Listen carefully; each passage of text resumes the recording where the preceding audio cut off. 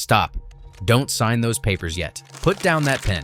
Your next car purchase could become your worst nightmare. My name's Mike, and I've spent 6 months digging through repair records, talking to mechanics, and uncovering the dark truth about 2024's most dangerous cars to buy. What I found will shock you. Popular models dying before 60,000 miles, dealers hiding major flaws, and owners losing thousands. In the next 10 minutes, I'll show you proof that could save you from making a $30,000 mistake. Let me tell you what I found in those repair shops. Picture walking into a garage in Detroit. That's where I met Joe, a mechanic for 30 years. Mike, he said, pointing to a row of 2024 models. I've never seen anything like this. These cars are falling apart. Behind him sat 5 new cars, all broken down with less than 60,000 miles. The owners? Regular people who thought they bought reliable vehicles. A teacher whose car died during her morning commute. A nurse stuck with $7,000 in repair bills. A family whose road trip ended on the highway shoulder. I didn't believe it at first, so I dug deeper. I visited 50 more shops. The pattern was scary. These weren't random failures. These were systematic problems that car companies knew about. Want proof? Here's a leaked memo from Toyota dated January 2024. Known issue affecting 60% of units. Continue production. Cost of recall too high. They knew. They kept building. They kept selling. But that's just the start. What I found next made me realize this wasn't just a few bad cars. This was an industry-wide crisis that could affect millions of buyers in 2024. I started tracking reports 6 months ago. 10 cars kept showing up in repair records. Not for small fixes. We're talking complete failures. Transmissions dying, engine seizing, electrical systems going dark. What I discovered will make you think twice before buying these models. Take the 2024 Nissan Altima. 3 different mechanics showed me the same broken part, a plastic transmission piece that costs 50 cents to make. When it fails, owners face a $7,200 repair bill. The company used metal in older models but switched to save $2 per car. Now they're profiting while owners pay the price. The 2024 Chevrolet Equinox drinks oil faster than a truck stop coffee shop. One owner added 2 quarts every week, following the manual perfectly. The engine seized anyway. The dealer blamed him for not checking daily. A $35,000 car needing daily oil checks? Something's seriously wrong here. But the 2024 Hyundai Tucson scares me most. Its electrical system fails without warning. No check engine light, no warning signs, just dead cars on busy roads. A Texas mechanic showed me 5 cases last month, all under 50,000 miles. Imagine your car dying on the highway with your family inside. Our investigation found that 47% fail before hitting 60,000 miles, with average repair costs reaching $4,700. Parts typically take 3-4 months to arrive, and most failures conveniently happen right after warranty ends. These repairs often cost more than 12 months of payments. I spoke with James, a dealer mechanic who quit last week. He couldn't handle lying to customers anymore. They told us to blame the owners, he said. Bad maintenance, they said. But these cars were breaking no matter what owners. Even perfectly maintained ones failed. The worst part? Internal reports prove companies track these failures. They calculate it's cheaper to pay for repairs than fix production lines. Your car's reliability comes down to a cold spreadsheet calculation. Mechanics across the country report replacement parts failing just like originals. Dealers denying obvious warranty claims. Cars breaking down multiple times. Owners going into debt for repairs, and trade-in values dropping fast. One document marked confidential shows companies knew about these issues before launch. Their data revealed patterns showing transmissions failing between 45,000 to 55,000 miles, engines burning oil by 30,000 miles, and electrical problems starting around 40,000 miles. Parts wear out twice as fast as normal, with problems worsening in extreme weather. Mechanics say they've never seen failures like this. Cars used to last 150,000 miles easily. Now they're lucky to hit 60,000. The industry's cutting corners, and buyers are paying the price. Meet Sarah, a 3rd-grade teacher from Ohio. She bought a 2024 Kia Seltos last summer. I thought I was making a smart choice, she says. Now I'm stuck with $6,800 in repair bills. Sarah's story isn't unique. Every day, more owners face the same nightmare. Tom, a construction worker, shares his story. My truck died on a job site, 3 months out of warranty. Now I can't work, can't pay for repairs, and the bank still wants their money. Maria, a nurse, faces similar struggle. The dealership said my new car needs a whole new engine, $8,200. They won't cover it under warranty because they claim I didn't change the oil enough.